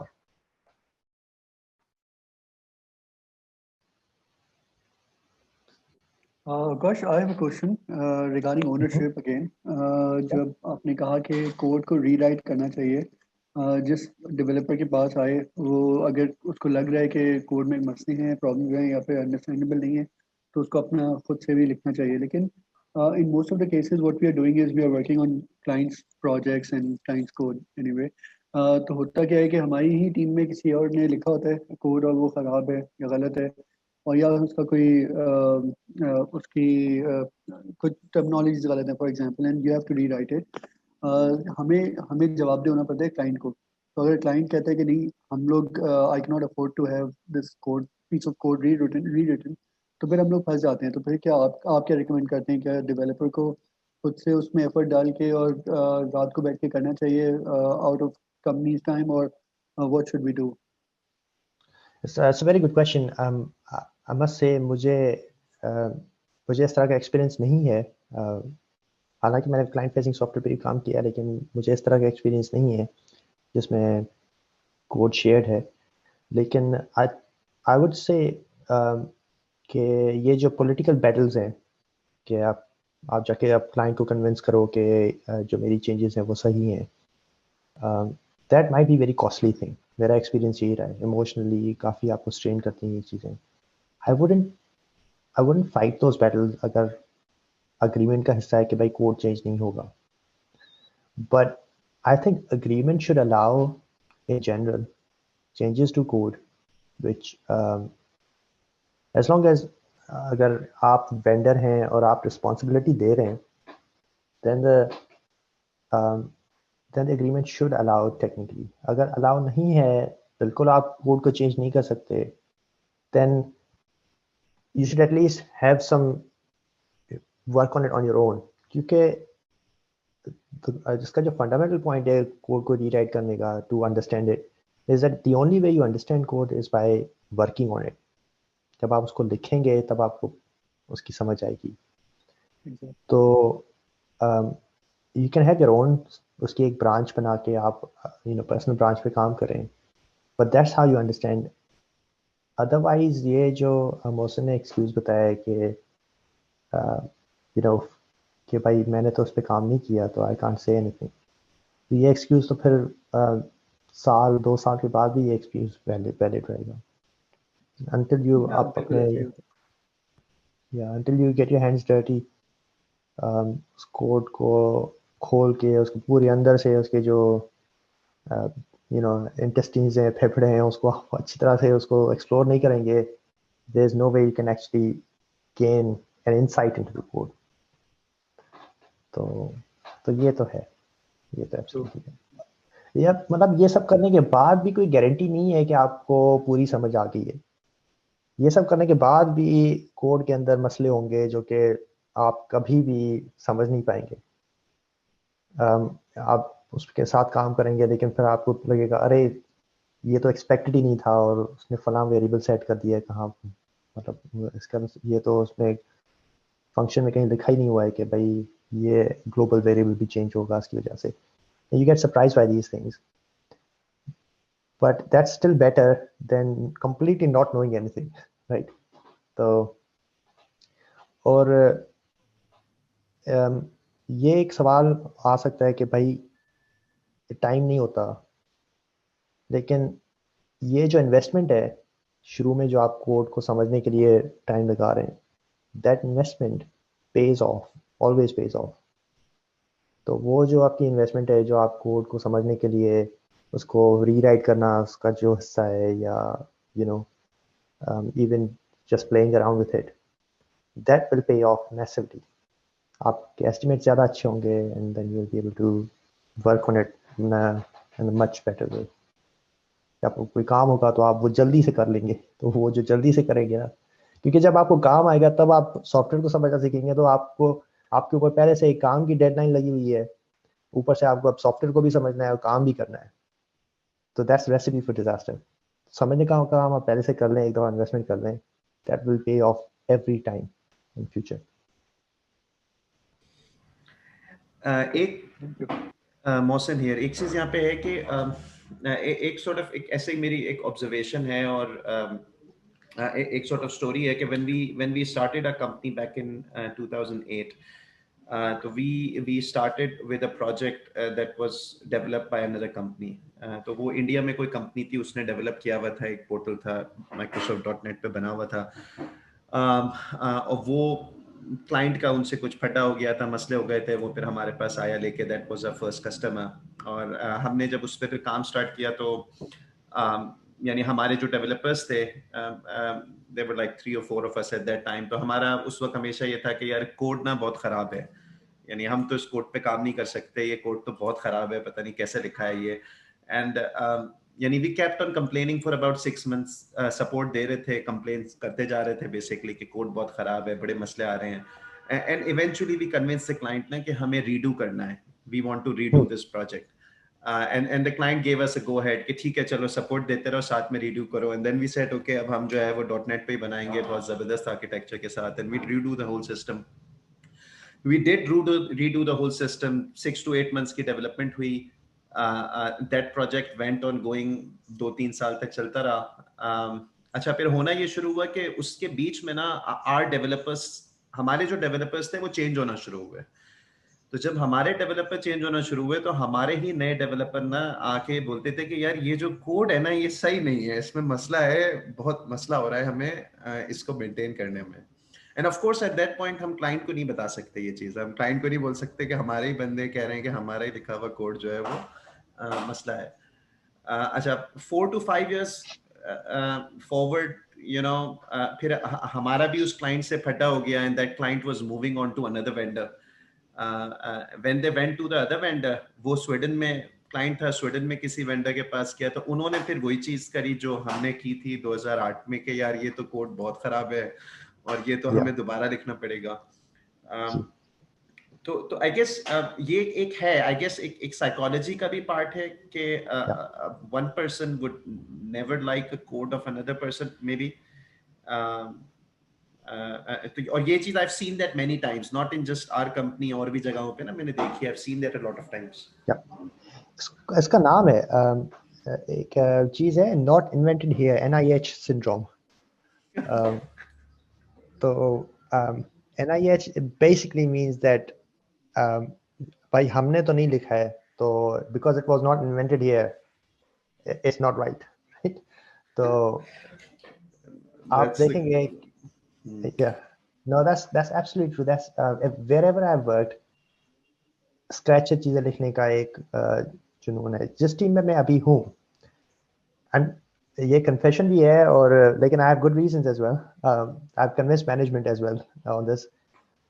जो पीस ऑफ सॉफ्टवेयर मैंने इनहेरिट किया था, I am working on rewriting it. अभी ये जो weekend है, I will spend some time, और Monday भी मेरा ऑफ है, तो इंशाल्लाह I will do significant progress in these few days. लेकिन आई एम रीराइटिंग इट. और एक और उससे एसोसिएटेड एक और पीस ऑफ सॉफ्टवेयर है, मेरे कलीग ने ऑलरेडी रीराइट कर चुका है वो। जब मैं अमेजोन में था या इवन फेसबुक में था, तो हर टीम, आप पूछेंगे भाई ये प्रॉब्लम है, एक्स प्रॉब्लम है, उसको सॉल्व करने का क्या तरीका है, हर टीम आपको अलग जवाब देगी, बोले हमने ये लिखा है, दूसरी टीम बोलेगी हमने ये लिखा है, राइट। सो एक चीज को एड्रेस करने के लिए multiple tools, and that's not a bad thing, that's actually it's a healthy sign. जो स्टैटिक पुरानी कोड बेसिस जिनको कोई समझ नहीं पा रहा और उसमें लेयर के ऊपर लेयर जमती जा रही है सॉफ्टवेयर की, वो it's sign of a rot, that's my experience. तो I think education point of view से जो बिजनेस के लोग हैं, जो कि कस्टमर्स हैं, क्लाइंट्स हैं, उनके लिए ये समझना ज़रूरी है कि code is a living document, it's not a dead thing कि आपने लिख दिया। कॉन्स्टिट्यूशन नहीं है कि आप उसको अमेंड करेंगे तो आपको 10 जो है वो लेयर्स ब्यूरोक्रेसी से गुजरना पड़ेगा। It can change all the time, it has to evolve, it has to change all the time. और एंड ज़्यादा से ज़्यादा कुछ चंद साल और उसके बाद उसका रीराइट भी ओवरड्यू हो जाता है। आप देखें इवन जो एप्लीकेशंस है ना, बहुत कम एप्लीकेशंस हैं जो विच हैव सर्वाइव्ड डेकेड्स, और वो बहुत छोटी हैं, उनकी बहुत लिमिटेड फंक्शनैलिटी है। लिनक्स की एक यूटिलिटी है कैट, जो कि आप फाइल को प्रिंट कर देगी, राइट। तो दैट सर्वाइव्ड, ठीक है ना। लेस है जो कि आप उसको रीड कर सकते हैं, लेकिन वो आप उसमें पीछे भी जा सकते हैं। मतलब ये इसकी फंक्शनलिटी है कि आप फाइल को रीड कर रहे हैं, you can go up and down. Cat में you can't go back and forth, you can just print the file. These are the things that have survived. Vim है, अब विम एक और है जो कि बहुत सिंपल एडिटर है, and that has survived test of time, लेकिन it has been rewritten many many times, ठीक है ना। उसका interface same has been written so many times.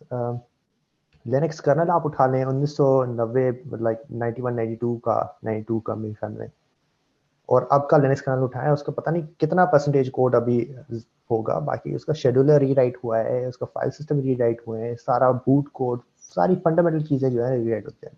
अब अगर कोई piece, I work on Linux kernel and I was 2 साल पहले I was working on the system called TTY, जो कि बहुत आर्काइक सिस्टम है। और तो उस कोड को जब मैं मॉडिफाई कर रहा था, तो जब मैंने उसके पैचेस भेजे और उसको डिस्कस किया, तो जो दूसरे जो बहुत पुराने इंजीनियर्स हैं लिनक्स पे, वो कह रहे थे कि इट्स शॉकिंग कि ये कोड अभी तक चल रहा है, मतलब इतना पुराना कोड है ये। तो एंड दे वर सेइंग कि इसमें मसले हैं, the problems you are facing they are legitimate problems because this is such an old piece of code. तो या आई टोटली सेकंड योर, ये जो हुआ है it's not a bad thing, this is how things normally are.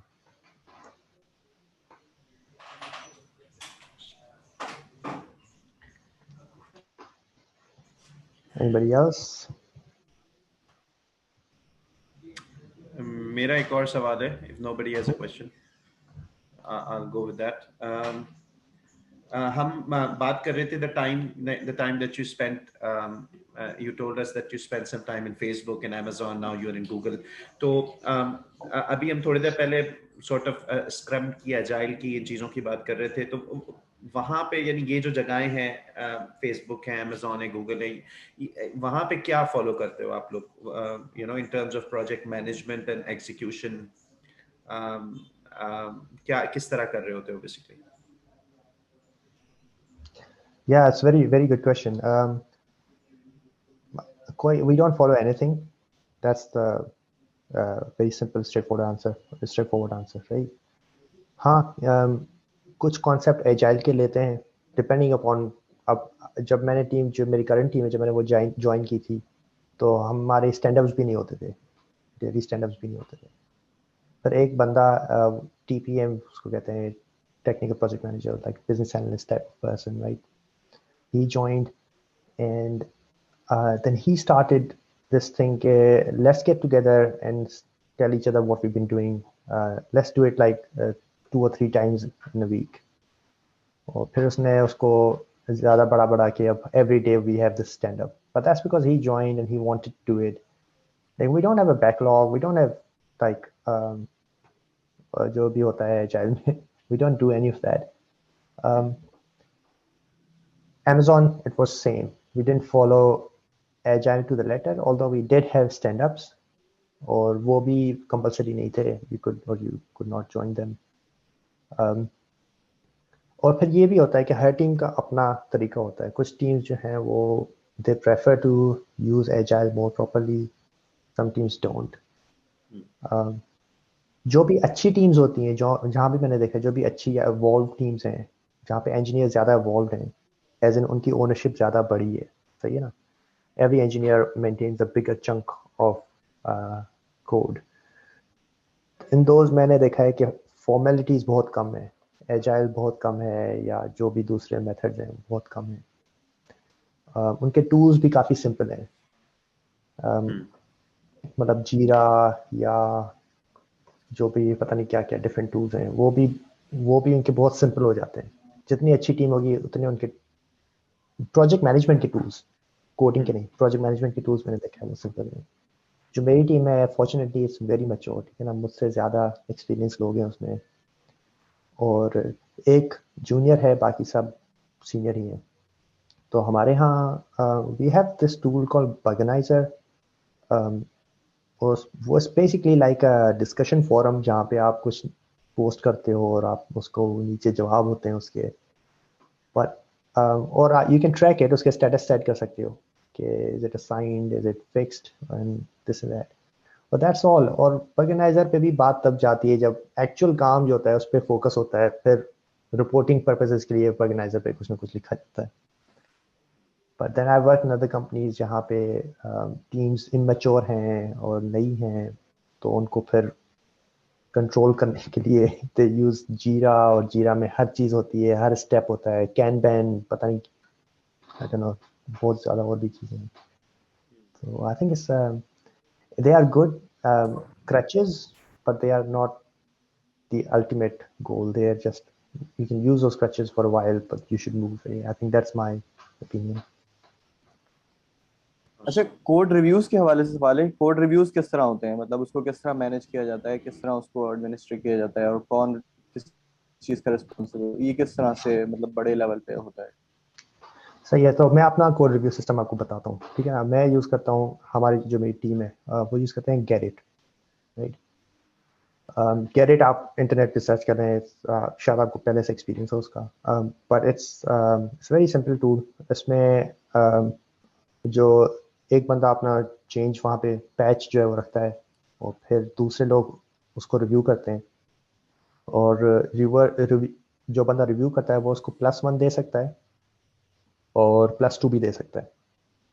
लेकिन आप एक score रखते हैं भाई +2 जो है मतलब ये कोड रिव्यू हो गया इसका, अब उसको मर्ज होना चाहिए. तो अगर 2 लोगों ने इसको +2 दे दिया है तो वो रिव्यू हो गया एंड दैट गेट्स मर्ज्ड.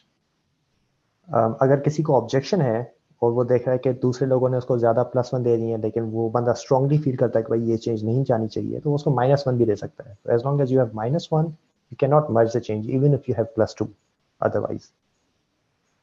तो this is what we do. और कोई बंदा अपना कोड रिव्यू नहीं करता, मतलब मैं अपने आप को +1 +2 दे के कोड मर्ज कर दूं, ऐसा नहीं हो सकता. I have to wait until somebody reviews it. तो ये हो गए मैकेनिक्स कोड रिव्यू के एक्ट लाइक मैकेनिकली किस तरह काम करता है.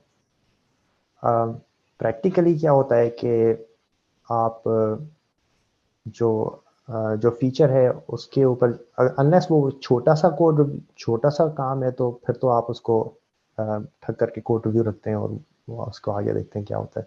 लेकिन कोई बड़ा फीचर है जिसमें 5-6 चेंजेस हैं एक साथ, तो यूजुअली उसके पीछे एक बिल्डअप होता है, उसके पीछे एक रिसर्च होती है, आप डॉक्यूमेंट लिखते हो, डिस्कशंस होते हैं टीम के अंदर, यू नो. अचानक से तो 7-8 चेंजेस पैचेस एक साथ नहीं आ जाते. तो वो जो बिल्डअप होता है उसमें ऑलरेडी लोग इन्वॉल्व होते हैं, दूसरे लोग इन्वॉल्व होते हैं, ठीक है. कोई बड़ा फीचर है तो मुझे अगर कोई बड़ा फीचर करना तो मुझे उसको बताना है कि भाई यही बेस्ट, जो मेरी डिज़ाइन है यही बेस्ट डिज़ाइन है, और उसके लिए मैं अपने पीयर्स, अपने दूसरे जो टीम के लोग हैं उनको मैं इन्वॉल्व करूँगा, इवन दो उनका इंटरेस्ट ना भी हो ना हो, उनको मैं भेज दूंगा, राइट. फिर वही लोग रिव्यू करेंगे, so they will have some background, तो उनकी समझ होगी. मसले तब होते हैं जब किसी को समझ ही नहीं होती प्रॉब्लम क्या है और वो आके रिव्यू करने लग जाता है. that's when problems happen.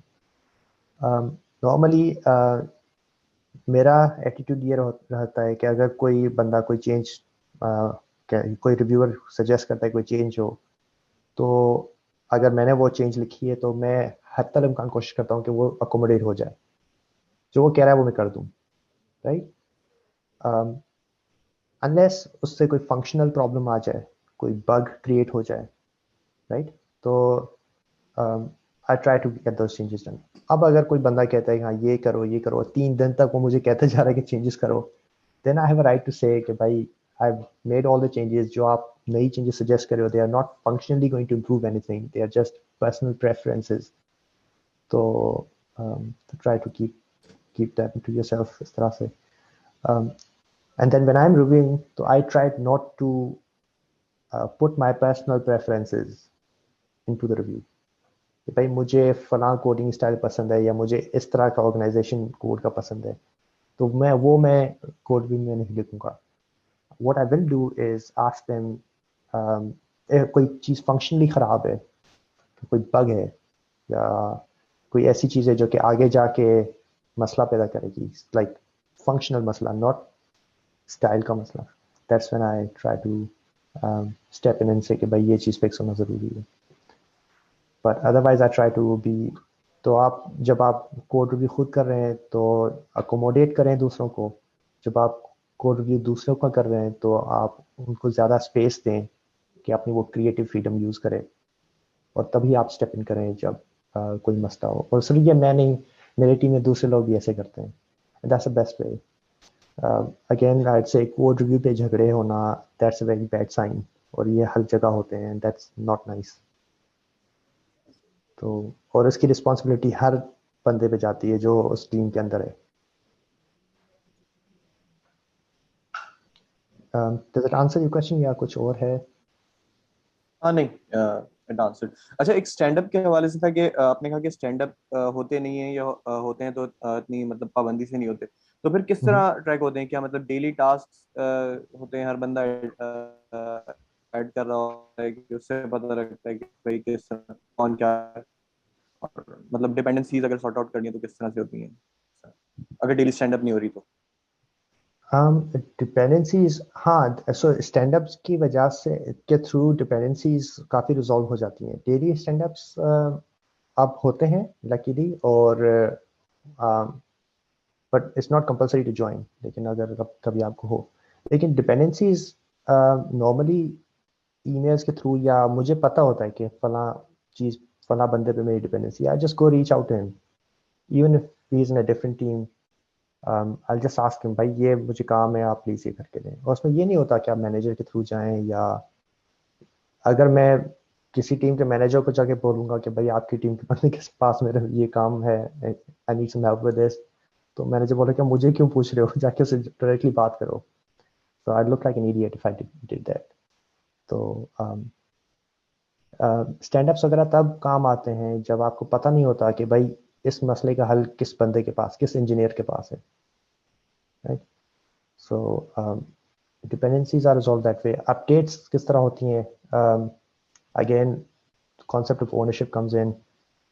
It depends आपकी टीम कितनी अपने प्रॉब्लम्स को ओन करने लग रही है, right. So if your team is driven, जो कि है, हमारी टीम है, then people get things done. अब मुझे कोई काम मिला हुआ है, unless I finish that, I can't move on to the next thing. और अगर मैंने उस काम पे बहुत ज़्यादा टाइम लगा दिया तो मैं खुद बोर होना शुरू हो जाऊंगा, मेरी ज़िंदगी अज़ाब हो जाएगी। So it's in my own interest to finish things and move on.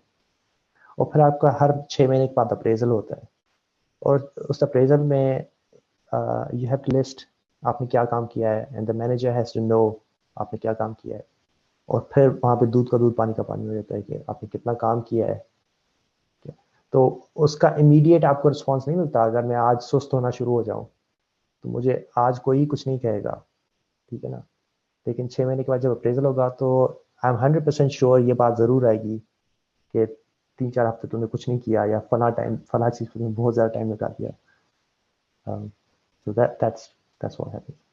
Can I ask you something? आप किस तरह कोड रिव्यूज करते हैं? What tools do you use for code review? and how does it work on your side? ये सवाल मेरे से? हाँ फिरदौस है। ठीक है। बेसिकली हम टूल को यूज़ नहीं करते। हम जो हमारा एक तरीका है वो ये है कि मर्ज रिक्वेस्ट जो है वो जब आती है तो उसको फिर हम जो है रिव्यू करके, अब वो भी एक उसकी लिमिटेशंस होती है, मतलब एक बर्ड आई व्यू होता है वो। ज़ाहिर है आपको हर एक बड़ा मर्ज रिक्वेस्ट आया हुआ है, आप बेसिकली कोड प्रैक्टिसेस देखते हैं जो आपने कहा ना कि वही आपने देखा कि लिस्ट है वो, उसमें जो है वो अनलिमिटेड इस तरह से आइट्रेशंस, इस तरह से मतलब अगर आप डेटा सेट तो इस तरह की चीज़ें देख लेते हैं। फिर कोई कोड स्मेल्स एक चीज़ होती है तो उसकी कुछ है कि भाई ऐसे नहीं होना चाहिए। एक प्रैक्टिस है जो कि कहीं किसी और तरह से हुई हुई है, कोड के दूसरे सेगमेंट में किसी और तरह से हुई है, उसको रेस कर देते हैं भाई एटलीस्ट उसको सेम करो। इस तरह की चीज़ें होती हैं, बहुत सारी चीज़ें इस तरह की। सही सही। और जो मर्ज आप बता रहे थे, ये आप गिट यूज कर रहे हैं? जी, गिटलैब हम लोग यूज़ करते हैं। GitLab, right. That's your tool, right? तो उस पे जी, बट ये कि उसमें मतलब आई थिंक हमें टूल्स एक्सप्लोर करना पड़ेंगे ऑटोमेटेड, क्योंकि इसमें एक वो ये है कि स्केलेबल नहीं रहती। अगर आ गई तो बंदा मतलब वो फिर अनरिव्यूड बहुत सारी चीजें भी जाने के इम्कान होते तो मर्ज किस तरह हैं। होते हैं ह्यूमन कि रिव्यूअर अगर मर्ज कोई एक बंदा होता है जो करता है, या like how do you know कि अब इसको मर्ज हो जाना चाहिए? Who decides? बेसिकली अगर रिव्यूअर कह रहा है कि हो जाना चाहिए तो फिर वो अगर अप्रूव कर देता तो फिर वो मर्ज हो जाती है मास्टर से, इस तरह से। ओके, सही सही। अच्छा, एक चीज मैं ऐड करूंगा जो हम अभी बात कर रहे थे, sorry if I interrupted anybody. हम जो अभी एक बात कर रहे थे स्टैंड अप्स की ना, स्टैंड अप्स होने की ना होने की, तो उसमें एक चीज जो जो मेरी ऑब्जर्वेशन है कि depends a lot on the level of team and the level of resources as well. जैसे अवकाश आपने बताया कि आपकी टीम में सारे सीनियर्स हैं, एक जूनियर है, तो हमारे केस में ऐसा ऐसा नहीं होता। There is a lot of time there is a mix. तो अब जहाँ पे सारे सीनियर लोग नहीं हैं, सारे लोग ऐसे नहीं हैं who understand what ownership means, तो फिर उस केस में ना आई थिंक वहां पे फिर वो वाली चीज आ जाती है कि वेरना आपको फिर ये जीरा या ट्रेलो, या हम लोग ट्रेलो यूज करते हैं इन लॉट ऑफ केसेस, तो फिर आपको वो स्टैंड अप करके और वो एक सॉर्ट ऑफ कंट्रोल्ड एनवायरनमेंट बनाना पड़ता है basically.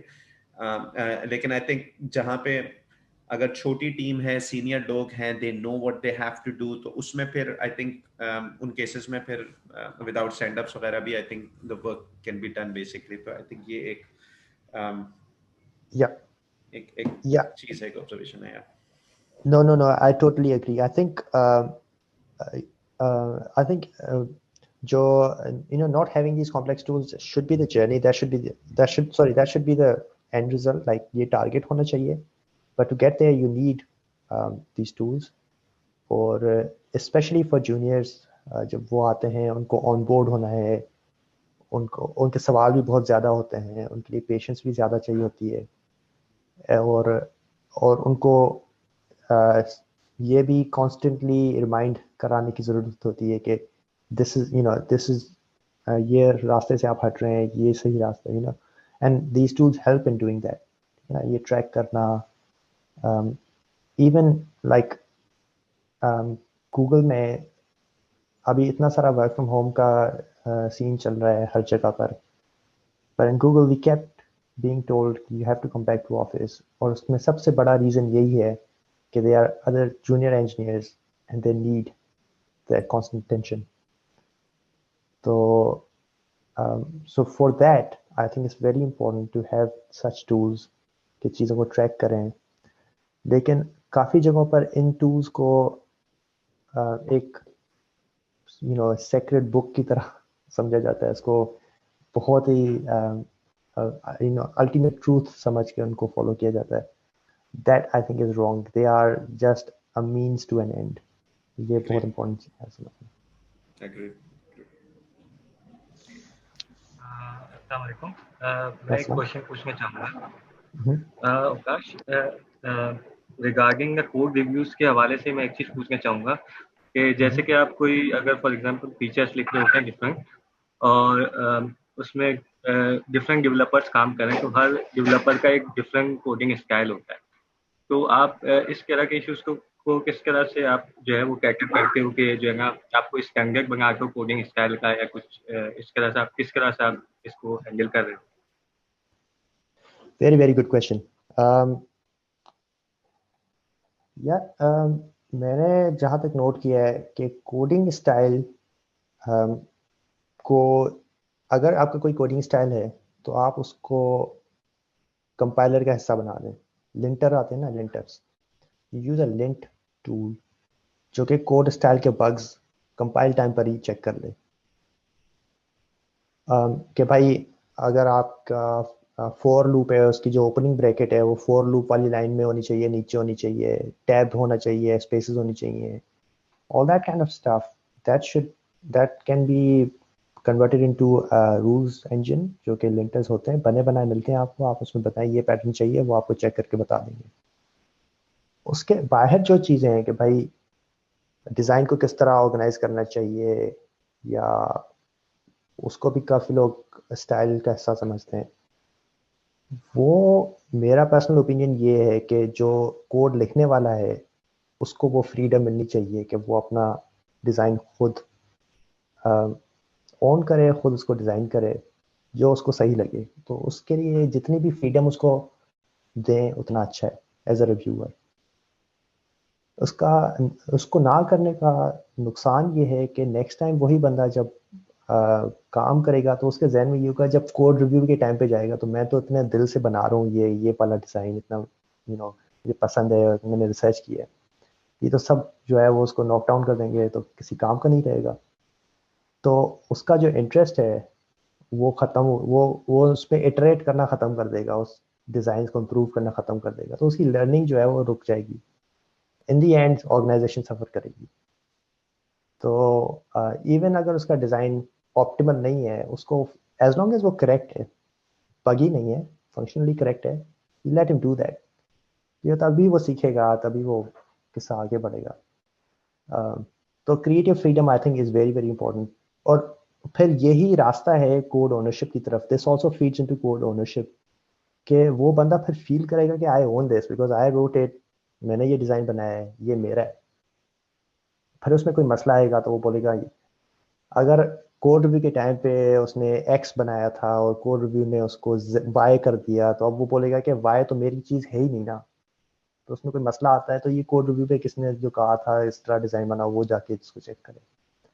So that resentment is very very bad. I think the style should be objective. ठीक है, ऑब्जेक्टिव एज इन कोई लिंटर हो वो आपको बता दे, बाकी जो डिज़ाइन है, डिज़ाइन चॉइसेस हैं, वो फ्रीडम जो ऑथर है उसका होना चाहिए।